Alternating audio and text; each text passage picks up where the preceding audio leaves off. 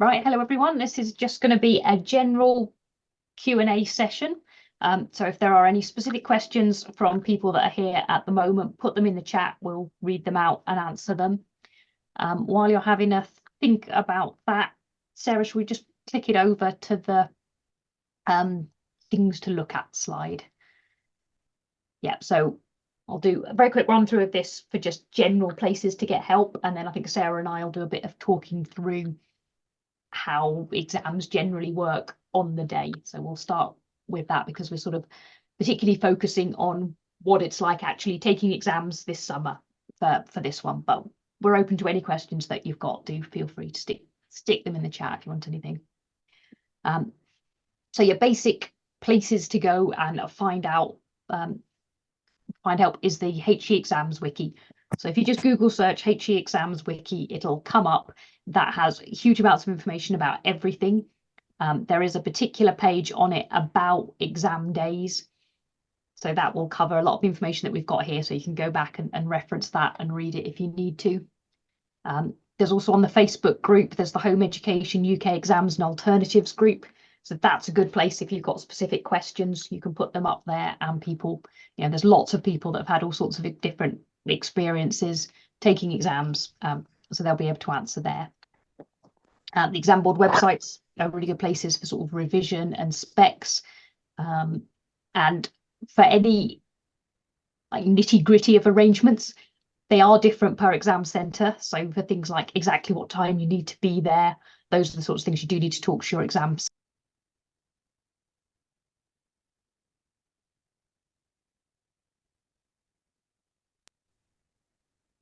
There we go. Right, I'm unmuted again. Sarah muted me for a moment. I'm sorry, I was Sorry, it was me. I was muted somebody else, and I obviously haven't accidentally muted you as well. Yeah. Take out a bit of background noise. Yeah, actually, I should first of all give a little bit of background on who Sarah and I are, why we're telling you any of these things in the first place. So I'm Katie Finlayson. I've always home educated my own children up to GCSE level. My older two are now off doing A levels, but I've got 4 children altogether. So my older two have gone through exams over the last sort of 3 or 4 years, and my third one is coming up now. So I've done 14 different specs at 3 different exam centres. So I've got that own personal experience of doing this. And going from sitting there not having any clue how it was all going to work to a point where I'm fairly experienced now. And we also do a lot of support on the exam on the Facebook groups. So we hear from lots of different people about all their experiences as well. Sarah, do you want to do a quick intro of you? Yeah, so again, I home educated from the start. Had the thing of how do exams work when they got to about 10. There was a few panics. One of mine then chose to go to school on the hop. So he went to school for a while, then actually came out having not passed quite a lot, and we'd quite enough. So we did another 4 home ed in a very short amount of time, because it was midway into about October he came out. So we started October, and literally having been planning home ed, planning exams for years, it was suddenly a jump in at the deep end sort of level. Then the youngest was a couple of years behind that. He did, in the end, he did 10 GCSEs. At one point, I never thought I'd get him into an exam room, but he did 10. And after, with that, I was lucky enough years ago that my local home education group had set up its own exam centre. And it's a unique thing. I don't think there's anything quite like it anywhere else. And so, in order to keep it running, as mine got there, I volunteered as an invigilator. That turned into, can you come and teach? And 4 years or so, more than that actually on. My kids are long gone. They're 18 and 22. I'm still there as director. So beyond the actual having the experience myself, through various reasons. I've done invigilation training, even a bit of exams officer training, and all sorts. So, and again, for a time I was admin on the UK Exams and Alternatives group, admin on various subject groups. So I think between us, we've seen a fair amount of it, haven't we, Katie? Okay, so I said the focus of this is kind of people who are taking exams for the first time this summer. If you do have any other questions, that's absolutely fine. We just sort of saw quite a few questions coming up in the Facebook groups about people not quite sure how it was all going to work out. So we thought that might be useful to do a specific webinar on. So I think we'll start with just what it looks like on exam day. So I guess actually just very slightly before that, how you know about the arrangements for an exam. So again, all of these things, they are dependent on your exam centre. So it's up to the exam centre. Obviously, the dates and the main times are fixed in that they have to do it. They have to sit the exam within a particular window. But within that, I think is it an hour, sort of an hour either side for start times in the morning and the afternoon session? It's half an hour either way that we don't Yeah. have to have permission. They can be different, even more different. Speaking from the exam centre side, we have had people have to start what should be a morning exam quite late in the morning. That has usually been for health reasons and we have to get permission. It's an access arrangement. But exam centres have half an hour either way of which time to start exams. For JCQ, it's different for Cambridge. It's always different for Cambridge. They have a tea time at which all students have to be under exam centre supervision. So theoretically, you just start the exam 8 hours after that start time. You would just have to keep the kids in a room with no internet or anything for that 8 hours. So theirs is a bit different. So most exam centres will map the start times of Cambridge to JCQ exams because you're not going to do it differently. It would drive you nuts. So, but that's a slightly different ruling. So what that generally means is all of the exam boards have got timetables out. So if you haven't heard anything from your exam centre yet, and you should probably have had a statement of entry through by now, which usually says the dates and the times, but you can also look those up on the exam board website, and that will give you whether it's a morning or an afternoon session. You will need your exam centre to then tell you the exact start time of the morning and the afternoon. For a private centre, it's usually about 9 o'clock for your start time and about 1:30 for your afternoon. I found when we're sitting at schools, that afternoon time can vary more. Yeah, to give you the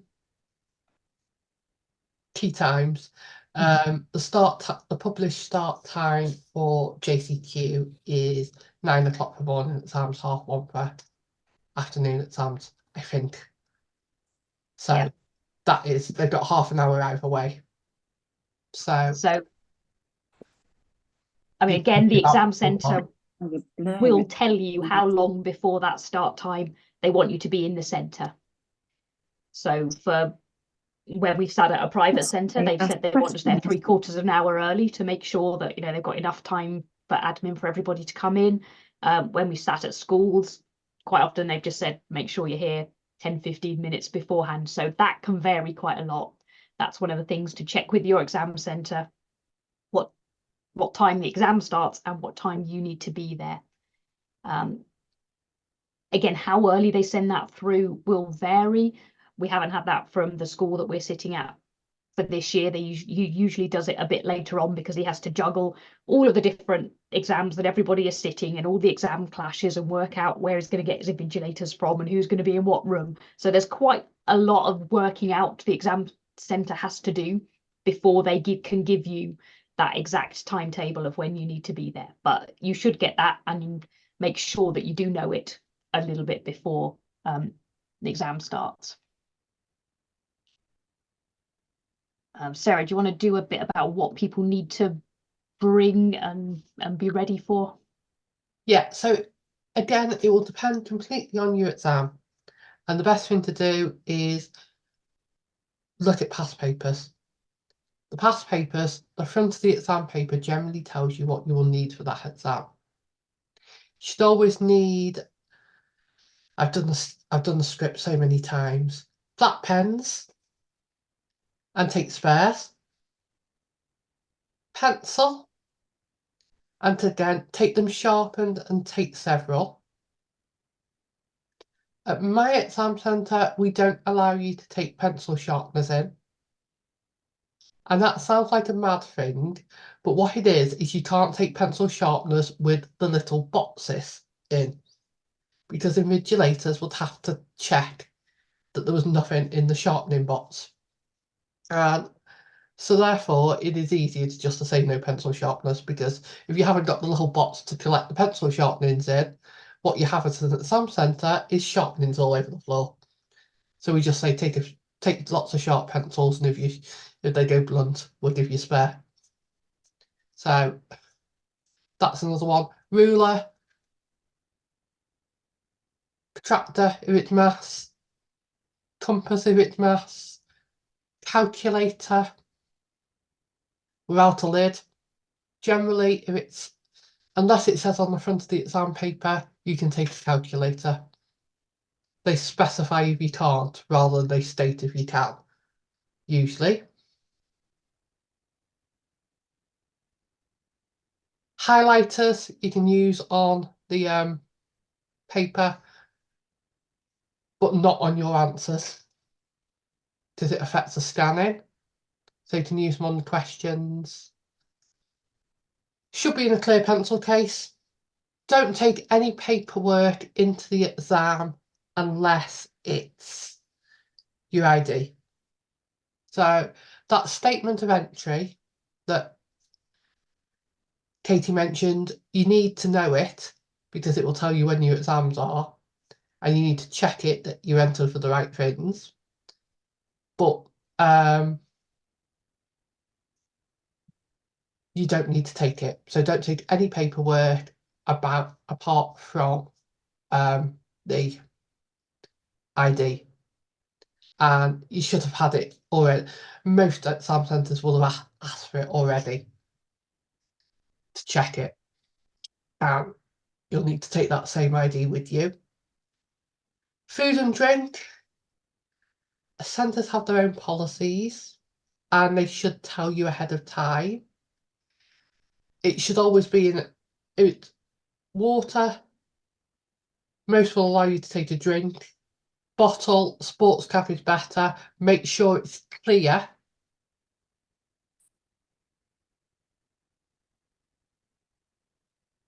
Just so that you know there's nothing in it.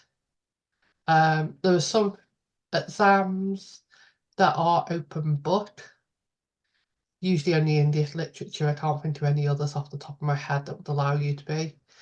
And what you need to do with that is check with the exam centre ahead of whether they provide the books or whether you do. Make sure you know in plenty of time. I think I've covered all of it, haven't I? Yeah, I think that's for everything to bring in. Another thing that's worth preparing your child for beforehand is to make sure that they're familiar with what the front of their exam paper is going to look like, because every year it does happen that people will get given the wrong one. So make sure they know what the right one looks like, and it's probably also worth practicing with them what they should do if they're given the wrong one.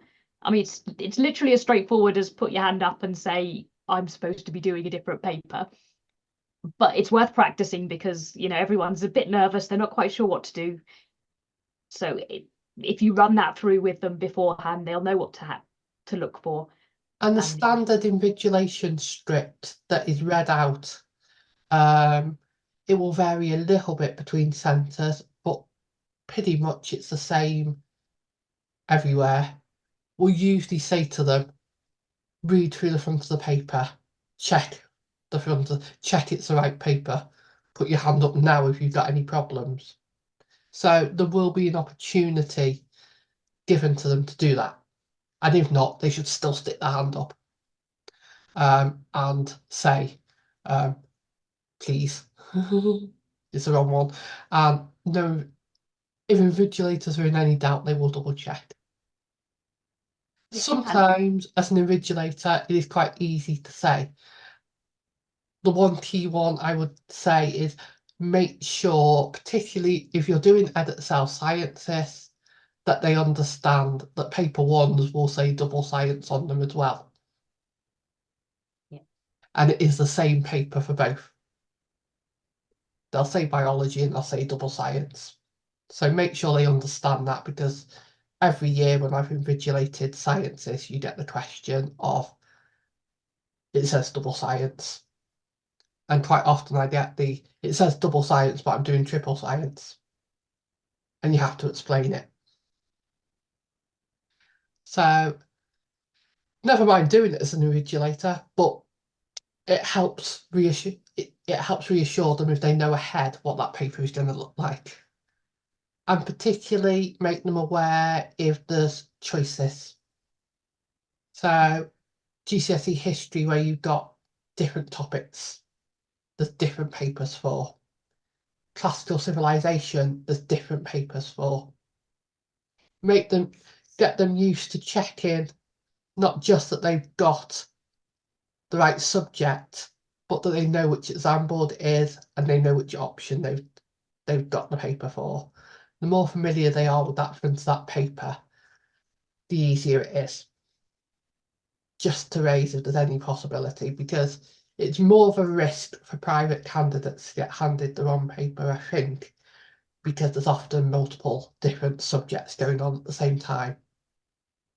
Yeah, and if you are sitting at a school, the invigilators will be very familiar with what the school children are doing, but not so much with what the extra private candidates are doing. So it's, things go wrong, it gets sorted. So you just need to be prepared to put your hand up and ask about it. And if you're not sure what that's going to look like or how to find out, that's where you go to the exam board website. So again, when you put the entry in on the statement of entry, it will say what exam board it is and any options. So if you go and look on the exam board websites, they will have past papers, and they will include what the front of it looks like. So you can make sure that you're looking at that and then you're completely familiar with what that needs to be in the exam. The other thing to be familiar with is what times you've got for the exam. And if you've got any extra time, make sure that they know that that should be happening. And again, double check that time is mentioned by the invigilators and they're aware of that. Again, there may be lots of different people sitting different exams. They may finish at different times. So your child needs to know what their time is. There may be multiple different end times on the board. They need to know which one applies to them. And the way that may work within a hall is probably they will tell the people who have finished first that they can all leave. They'll obviously leave very quietly, but they will be going out whilst the people who've still got time left continue writing and continue working under exam conditions. So again, just let your child know that might happen. That if they've got a 2-hour exam, some other people might only have an hour and a half exam, say, and they may be leaving during that time. And they need to know, just keep writing, ignore them as much as you can. Is there anything else you can think of that's useful to know sort of on exam day? And then we've got a few questions in the chat we can go through. No, as I say, just be aware that no exam hall is silent. So it's there's always people coming and going, not usually in and out the room, but there will be toilet breaks, exams finishing different times, candidates with rest breaks. Generally, a bit of to and froing. People forget things. Can't, invigilators will walk around. I was doing a mock a week or so ago, and I don't know what they'd done to the hall, but every time I walked over a certain bit of it, I was just so conscious of how my boots were squeaking. Usually as an invigilator, I think about what my shoes, but I was all right the rest of the floor, but they'd obviously put something, oiled a bit of the floor or something, but I just squeaked over every single bit of it. And as an invigilator, I can't fly, so I'm going to squeak occasionally. So there will be all this little bit of background noise, get them used to tuning it out. And the biggest thing is to be able to actually, if there's a problem, raise a hand. Invigilators generally are there to help. They'll spell out. Raise your hand, wait for the invigilator to come over and come close to you so you can speak very quietly so that you're not going to be disturbing other people as much as possible. Oh yeah, we've had that. Yeah. Yes. And I think that is really it. Make sure ahead as a parent that you read all the emails from the centres, that you keep them, because they will tell you lots of things that are specific to your exam centre. So does your exam centre let students leave when they finish the exam? Yeah. They will usually tell you what their regulations are on there. Do they let them bring in food? All these little bits that are, there's some things which are guaranteed that centres can't vary from, and there's others which are, there's a little leeway on. So you do need to be familiar exactly with your exam centre. Every year, questions come up on the exams group, and the only answer that we can give is you do need to check with your exam centre. Please don't take what has happened to other people as your answer. I think the only other thing I would say with that is have the exam centre's phone number stored. Any problems with getting there on time on the day, any issues with illness, the sooner you let your exam centre know, the sooner they can actually help. It might be there's not a lot they can do, but the sooner they know, the sooner they can advise. And there are sometimes things that can do. There's rules about whether you can start late or things like that, but they can let you know if you let them know. The more information they have, the better. Yeah. Now, my final tip as a parent is make sure you arrange where you're going to meet afterwards. Because I've had some times when I've been waiting outside in the car park and they've been waiting inside in reception, and I got a lot of grumping for that one. And other times when we've sat at schools a couple of times, and they've sometimes been taken to a classroom for the exam and just told that they can go afterwards. So they're not necessarily where I left them, so they need to find their way back round to the reception of the school or something to meet you. So just have that fallback. And in terms of times, it may be that they go in and the exam officer takes them off, and you've got an hour and a half exam. I would be back by then, but they can be longer than that because sometimes can be quite a lot of faffing around in the exam hall before it actually starts. So don't panic if they're not out, precisely an hour and a half after they went in. That can happen. Yeah, if you've got 50 candidates in the room and 4 different exams, even if you start on time, which at some centres aim to do, there will be occasions where it doesn't happen. Most of the time they will, but getting them out, because you don't let people out until you've collected papers in, so it's still a time consuming thing, so expect it to take longer than the hour and a half. So should we do some of the questions? Yeah, let's go through from the chat. So we'll just start from the top and work down.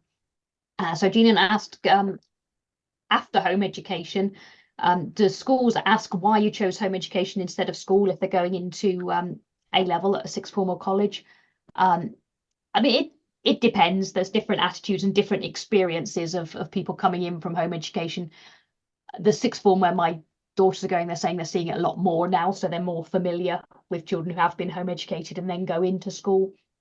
They probably quite often will ask, but it's mostly about that, working out whether there's a level of need that the college needs to provide, whether they need to be, you know, just aware of any extra transition things. So, you know, I mean, there's not, it's a perfectly reasonable choice to make. You just let the sixth form know if you think there's going to be any particular issues that will be different because of their home education or their previous experience.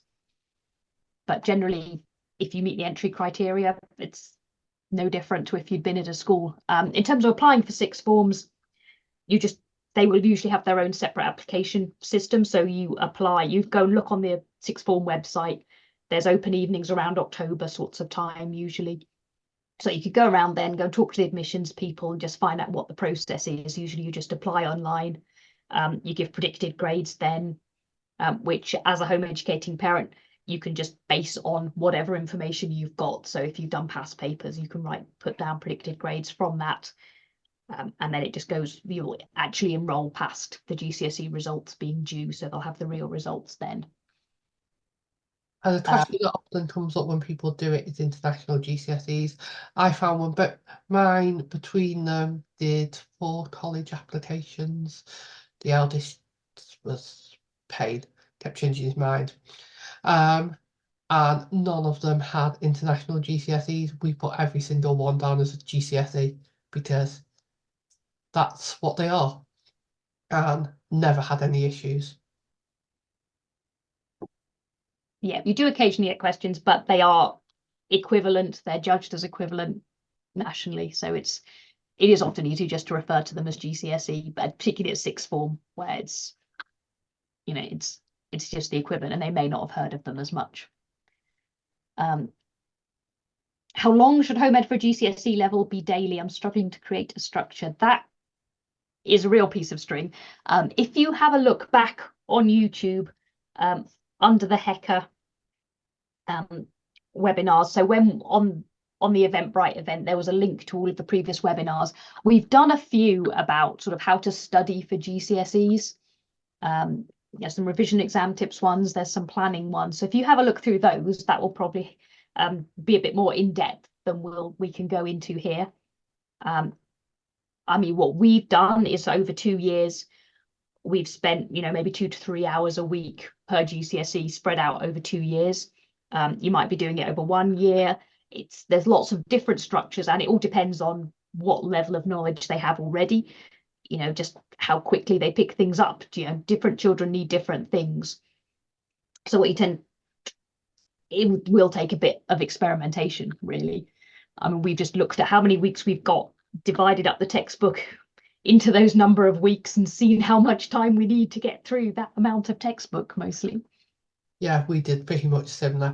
I think sometimes it depends on how far into the journey you are. I found we speeded up a lot as the more GCSEs we'd done, because we were more polished on exam technique. So we didn't take anywhere near as long to prepare for the GCSEs with the later ones that we needed, because we needed with the first ones. With the first ones, we found that we had to learn how to sit exams, as well as learn the content. By the latter ones, it was a case of ironing out what was specific for that subject. But things like command words and roughly how long to spend, and even something like structuring longer mark questions, just carried over from subject to subject. Yeah, and the skills and the content builds on each other as well. So, you know, the better you are at writing, you know, that just transfers to other exams. So it's, you know, it will vary depending on each subject. Summer 24 international GCSE exams ahead for us. We have the actual study books. How do we cover all the topics and how do we work out what to study alongside past papers? Again, I've put a link in the chat to the revision webinar that we did last year, which again goes into more detail on this. My general approach at this point is to go to the spec. The spec will list exactly each topic that you need to cover. What I do is I will turn that into flashcards, and I'll do a lot of flashcard work with my children over this period. Not everyone likes that. It is really, really effective, I have to say, but it's not that much fun. So it all depends on what study they want to do.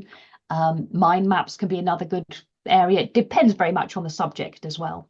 So I would say alongside past papers, and again, this does vary depending on the subject, what that balance of doing past papers to going back over the topic is. So for instance, with maths, you probably want to focus much more on past papers. So I would do a past paper, pick a topic that would add the most marks, go over that topic, do some more past papers. And also for sciences, pretty similar, a lot of focus on the past papers. For something like history or English, that's just not as useful because they're picking a small amount of content to write things on. You do need to do that because you need to know how to write an essay and how your timings work out. But it's more useful to go back into the topics and the themes and make sure you've covered everything that's on the spec so that you're ready for whatever it is that comes up. You say history and business. Are they both Edexcel IGCSE? Yeah. The subjects I teach, I don't teach those particular specs anymore. I used to teach the business IGCSE, but I swapped to GCSE. So what I would say with the business is a lot of it is exam technique. And the same with history is there's two elements. I would spend about half your time on content, making sure that's secure, that you're very familiar with the key terms, that you can use them confidently, and use them correctly. Because having marked many papers for business particularly is students learn the terms and then just drop them in wherever. They remember the buzzwords and just try and drop them in. It's like, if it's not in the right place, it's actually worse. You're better off explaining it, not using the key term, and explaining it in your own words than dropping in buzzwords that you haven't actually got the correct meaning for. So make sure you actually understand those key terms, you can use them confidently, and a lot of exam technique. It really does for work. both of those papers. Seneca is good, and the same. I think, does it cover IGCSE history? I don't know. I've not looked. You did IGCSE history, didn't you, Katie? Yeah, I don't. We didn't use it. We just did textbooks and flashcards. So my daughter's done both of those two exams. I would say to both, and be aware of the question structure, particularly Edexcel IGCSE history. There's sort of each question has a very specific thing that it's looking for. So in terms of the 6-mark question, there's 3 points that you need to make, and you need to make it on 2 paragraphs. Make sure you know if you need to be covering 2 different things. So one thing that's very useful for Edexcel international GCSEs, I think most of them have this on the exam board website. There's a getting started guide. And part of the getting started guide talks through exactly what the exam structure is, what the AOs are. So that's a really useful document just to sort of see what the focus needs to be on for each of the questions, because they are asking for particular things and particular different types of things that they're looking for. Some are looking for knowledge, some are looking for application. And if you know that, that makes it a lot easier to get the questions answered in a way that's going to get you the mark, going to show off what they're looking for. Yeah, and if you're on the subject groups for business, a lot of my question guides are actually are in the files on there, which I think both mine and Katie's did it at the same time, and they both aced it, didn't they? Both in the end. They did us proud on that one. Yeah, she enjoyed that one. That was, it was a COVID year, so it was Yes, all a it little was. bit Yeah. up in the air, but it worked out nicely. Right, so we'll just go through the questions as they are. So the process for getting extra time if needed, or having a reader or a reader pen. So this is all about access arrangements, which are ways to make essentially make up for disabilities. So it makes the exam equally accessible to those who've got disabilities as those who haven't. That's something that you need to be talking to your exam centre about early. So I would say at least a year before. So sort of if you're thinking summer 2025, now is the time to be starting to have those conversations about what's required. It is up, each exam centre will have their own process of how they assess that and what sorts of assessments they're able to support as well. So that is a conversation to have with them. It's about the exam centre basically assessing your need and then deciding what accommodations are the right things to provide. On the HE exams wiki, there's a page that explains that process. So that's a good thing to look for. Sarah, is there anything else you want to add on that? No, I think the only thing with that is it is speak to your exam centre. The rules change ever so slightly every year, and centres are always playing catch up. But for everything, it comes down to a relationship with the exam centre and communicating with them. It's best not to go in with a wish list of we need this, this, and this. They might sometimes ask you what you think they will need, but there are two elements to it. Is as an exam centre, there is what do EHCPs, disabilities, etc. say they need, and then what do they actually use? As an exam centre, we have to evidence that some of the access arrangements are used in the centre. And so they will talk you through their process for doing that. Okay. Are there centres that do mock tests? Some of the private centres will offer that. It will be an extra paid service. So if you want to go along, sit a mock test to practice how it works for that exam centre and get it marked, at some of the private centres you can pay to do that. What a lot of home educators find is it's easiest just to do it with a past paper at home. So you can just set them up in a quiet room, get them to do it under exam conditions. If that's what you're looking for, you can just use the past papers as practice and as learning, however you want to. So it's not a requirement to sit an official mock through an exam centre at any point. You might be able to do that if you want to. You don't have to. You can do it in other ways yourself. How far in advance should exams be booked? Is there a too early time? That will depend on your exam centre.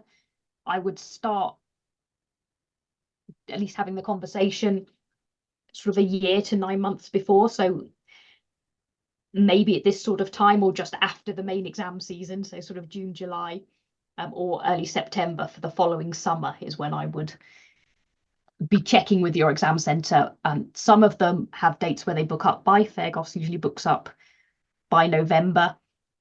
Some schools will say yes to you, but not really do any details of it until much later on. So it does depend on the exam centre, and you need to sort of look at that local one and see when they want to be getting bookings in. Some of the private centres change up their prices at the start of the new academic year, so it can be a benefit to book it before prices rise if you know that you're going to do it. And so private exam centres you can probably get in touch with throughout the year. If you're wanting to use a school that happens to offer, not all schools will support private candidates, most won't, but there are some schools that will let private candidates sit with their school students. They'll obviously not be working over the summer, so you need to be looking at term times for when you're expecting responses from them. How do you get the results? That is another one that will depend on your exam centre. They've all got different approaches. Some of them have got an online portal. Some of them will email them out. Some of them might get around to emailing it out, or they might forget and you have to ring them up to remind them. It varies. Yeah. Some will send it to you, your child's email, and you'll forget that you put your child's email on it. And about mid-morning, we'll contact a friend who works at the exam centre and says, how long do I have to wait before I get the results? You're like, they were emailed out this morning, and they will go and check it then. That happens. So it's again, it's some of it is checking, remembering what details you put on, but usually the centre will tell you how that you will get your results. I know for us, we always send out the details after the exams, saying this is when you will get your results and this is how. Yeah, But and there is an embargo time, so they definitely won't be available before it changes, but it's usually about 8 o'clock on the official results day. yeah, But as I said, then it depends. Sometimes they'll go out straight away. Sometimes there'll be a portal you can log in, and obviously it's quite busy at 8 o'clock. Sometimes the exam officer will email them out at some point after that. So it varies. Are the exams sat in May and June only? So GCSEs are almost all only available in May, in that sort of May, June summer period. The exception to that is maths and English language, but they are only available to over 16s. There's a resit series in November. You don't have to have sat the exam that summer, but you do have to be 16 or over on 31st of August that year, so essentially past school age, in order to sit the GCSEs then. For international GCSEs, there's also a second sitting, which is in sort of October, November time. That isn't every single subject available, but most of the international GCSE subjects are also available then. So it is a case of looking at your subject, looking at your exam board, and just double checking whether it's only in the summer, which it will be if it's a GCSE, or if it's also available in October and November.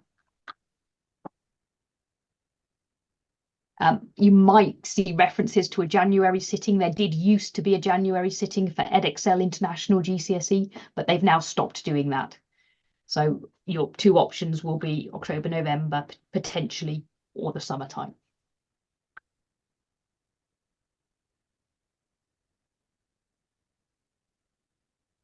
Right, next one. If doing functional skills instead of international GCSEs, do these have exams? And if so, where can these be sat? So functional skills, yes, they do also have exams.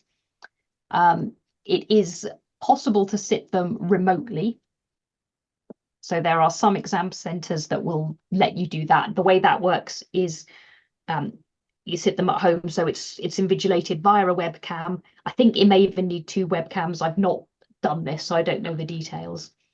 But there are, is it PASS functional skills is one of? yeah, I'm pretty sure it is most of them ask for 2.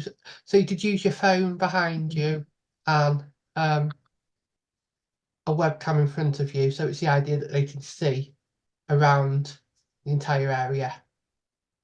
But Yeah, so again, that can be a possibility for functional skills, or it is also possible to sit them within exam centres the same as you do GCSE. So that's a case of looking at what's available locally. But that is one of the advantages of functional skills, is that you can do that remote option. You have to pay, but it's available.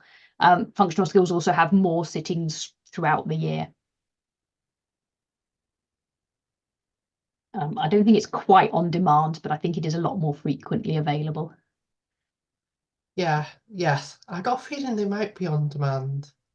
It may be. Well, I think it's also one of those things that it depends on the exam centre, because they Yeah. Oh, I think, yeah, I'm not so saying. some of them will have windows and some of Yeah, them will yeah, more or less let you book it when you want to.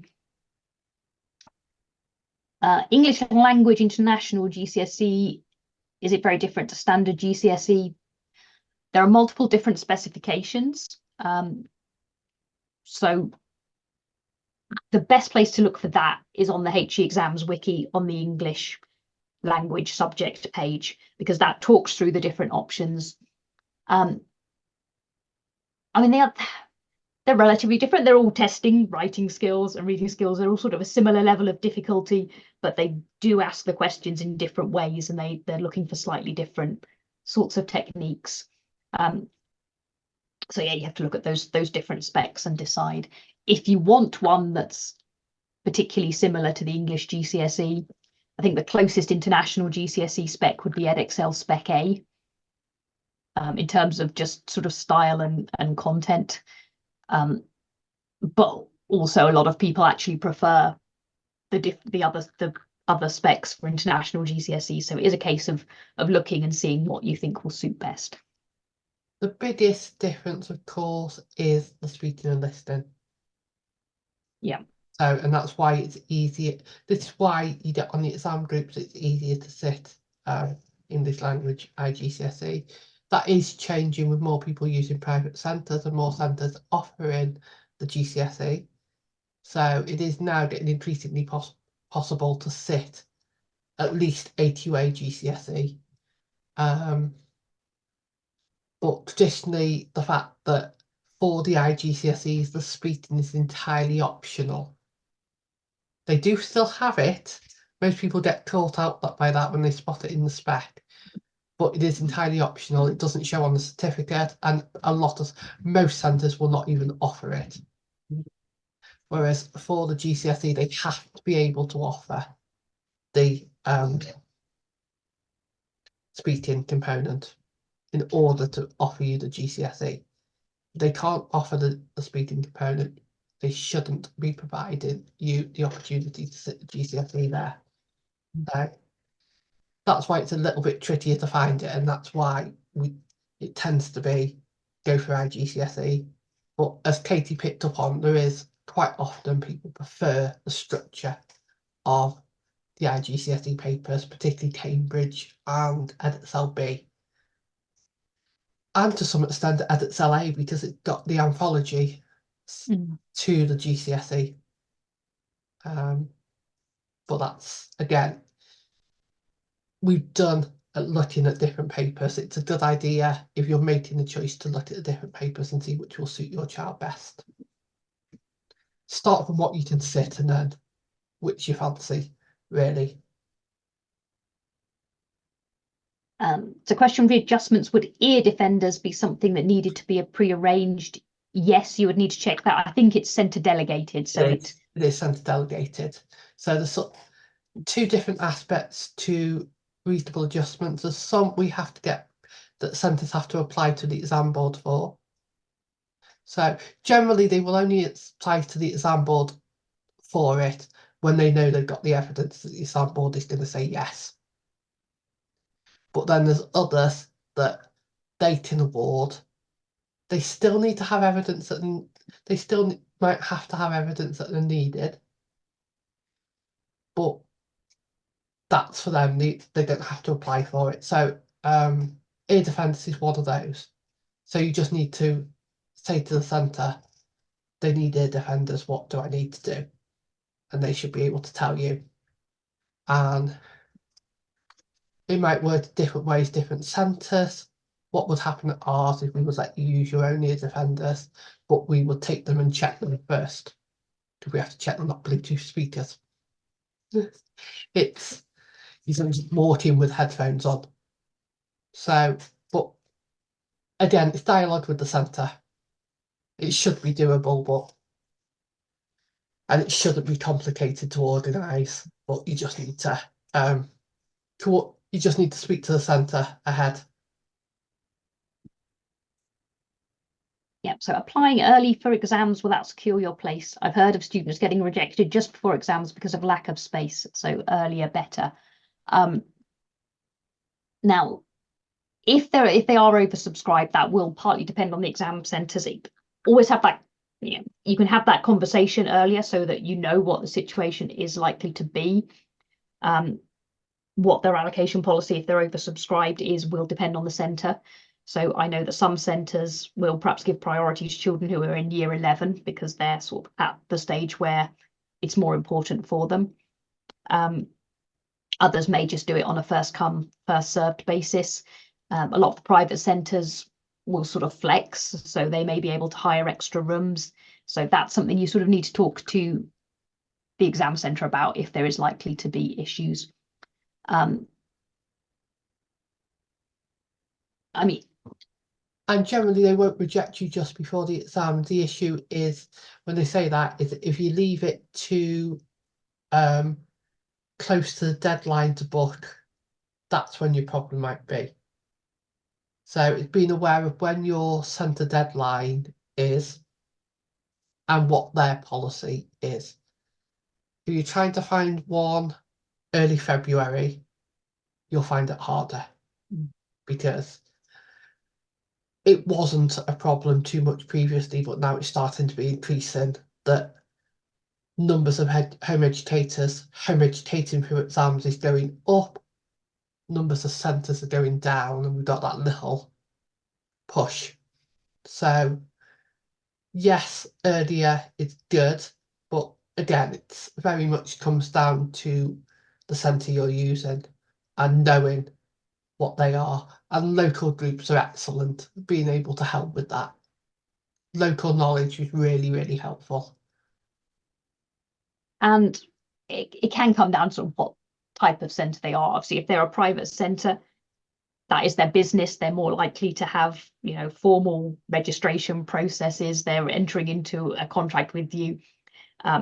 If you're asking a school for a favour, then those are the issues where it's more likely to go wrong, and particularly things where students have come out of school and the school said that they'll let them sit the exams there when actually they don't really have any experience of that. And when it comes to it, sometimes they find that actually they weren't aware of what was involved and it's more difficult than they thought, and they can say no at a later stage. So you can often get that extra level of security by going for a private centre, or by, again, asking locally and knowing which centres know what they're doing, essentially.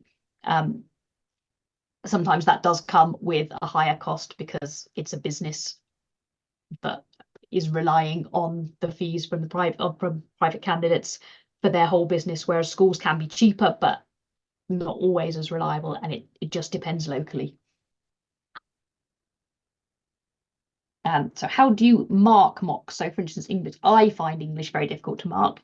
It is something that can be learnt, but it is also something that you can outsource. So if you're not sitting through a private centre, you can sit it at home, and there are some services that will mark mock papers. So you can send them off a copy of the exam paper that you've sat at home, and they'll mark it and give feedback. Tutors may well offer that as a service, just as a one-off. So there are ways to get extra help in, or you can have a go at doing it yourself. Yeah, I found with English when we did a mix. So I couldn't afford to pay to get every single paper we did marked. So we got one marked quite early on, and we got one marked that I'd already marked. Because the exercise was to see not how well he was doing, but how well I was doing at marking.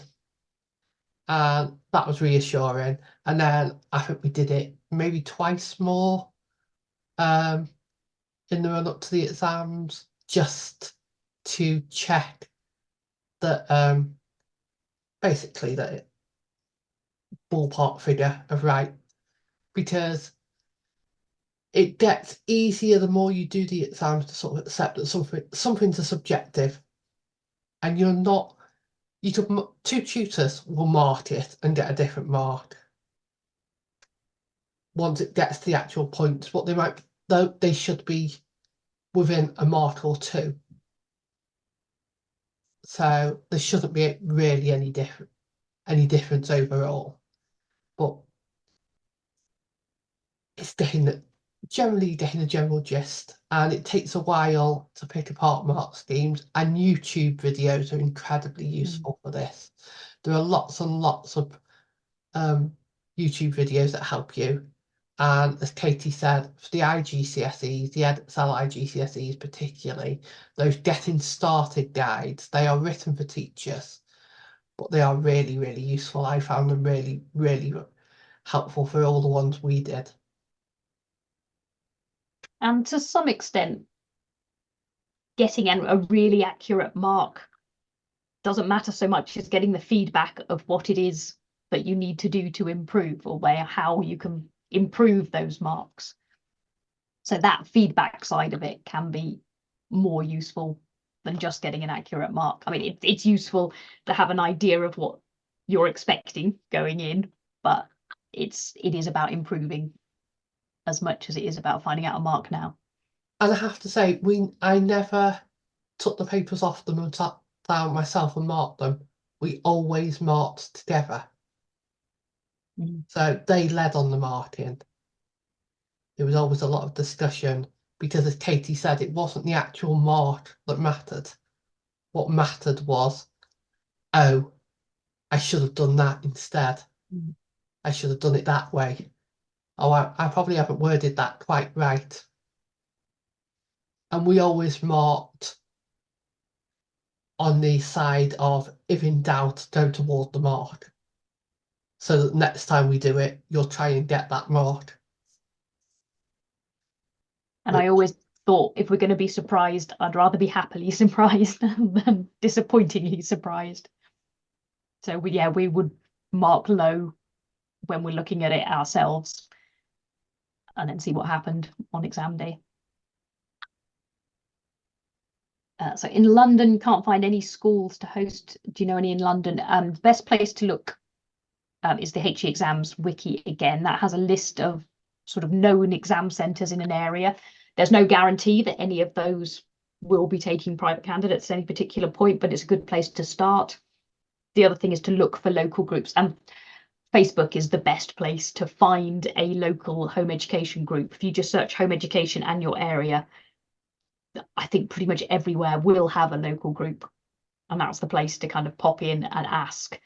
You can look on that Home Education UK Exam and Alternatives group as well if you can't find anything more local, but that local experience is going to be your best option to find a private candidate centre.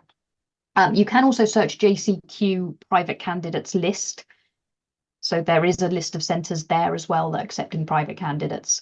Again, not all centres that accept private candidates are on any of these lists. Not everyone on those lists will accept private candidates for all the exams, but they are places to start asking. Learn Direct do functional skills online modular and corporate exams. Yeah, so there are multiple different providers. That Past Functional Skills is one that I know people have used and been happy with, but there are both local providers and different online providers. Again, the H Exams wiki, I think, has some of these, but the Home Education UK Exams and Alternatives will have people who have used lots of different options. And if you search through that, you will be able to find previous questions where people have asked for these sorts of providers. Right, so in fact, can we recommend any useful apps, sites or books for revision? That is going to depend on what subject you're looking for. There are, again, the HE Exams wiki has subject pages. And on a lot of those, there are also resources listed at the bottom of them. So those include, places you can go and look for revision and different textbooks that you can use. Yeah. On Facebook, there are often subject groups for particular subjects. Yeah, the subject pages of the wiki, most of them were updated about a year or so ago, and they have lists of textbooks, they have links to past papers, and they will also have revision resources. Some of them are tried and tested. Some of them are the result of me doodling, to be quite frank, to see what I could find. If the subjects I haven't necessarily done myself, and advice that I've seen on sort of resources that I pick up from seeing other people's on groups. Good ones, you mentioned business and history, is Quizlet is one I like. It's a flashcard one. There's quite a lot on there.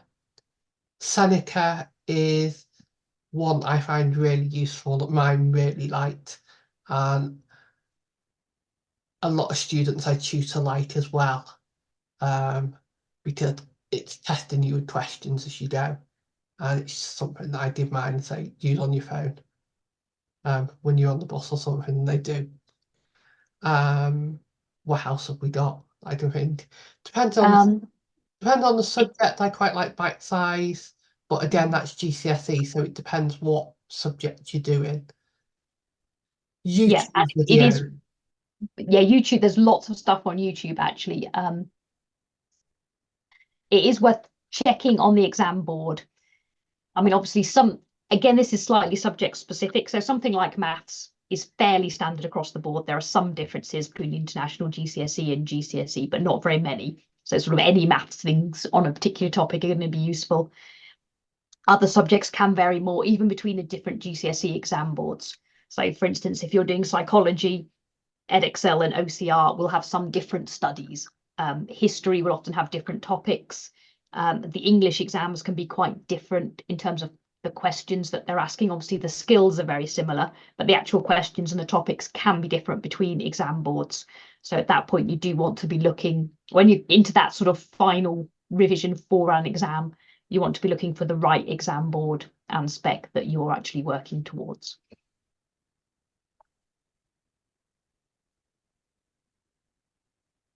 Right, I think we've got one more. Any experience with Catherine Mooney English? Not personally. Sarah, I don't know if you ever used her. I used for T stage 3 and didn't for GCSE.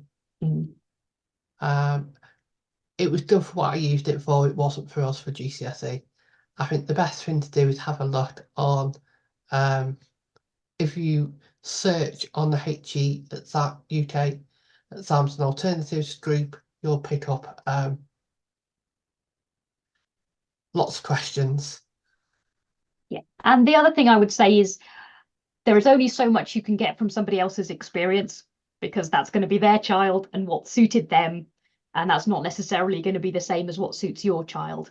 So with any provider, it is worth looking at, what they provide, whether that style suits the sort of thing that you're looking for. Talk to them beforehand. They should be fairly good at communicating with you beforehand, because you're going to want to be talking to them to find out what's going on during the course. If they're not talking to you beforehand, they're not going to be talking to you during the course. So that can be a sign whether there's someone you want to work with. They should be able to give you sort of sample lessons or approaches so you can find out if they're going to be a good fit for what you want. Right, I think we're just over 8:30. I think we're more or less out of questions in the chat. So if there are any other questions coming in, now's your time. And if not, good luck to everybody for this exam. It's nerve-wracking, I think. I think it's always nerve-wracking, whether you're doing it yourself as home education or at school. But there is that little bit of extra pressure when you've been home educating. So we've been there. It's still nerve-wracking. I've got my number 3 doing his first one this summer. So I'm touching lots of wood. We'll be all right. And there's always options. Even if it doesn't go how you wanted, there are options that way too. I really recommend checking out the H Exams wiki for any extra information. If you're on Facebook, the Home Education UK Exams and Alternatives group is brilliant. Lots and lots of people who have been through it know exactly how nerve-wracking it is, and will hold your hand, offer you advice, celebrate when it's time to celebrate, commiserate when it's time to commiserate, talk about options, all of that. So good luck for this summer. Thank you very much for coming along, and good night.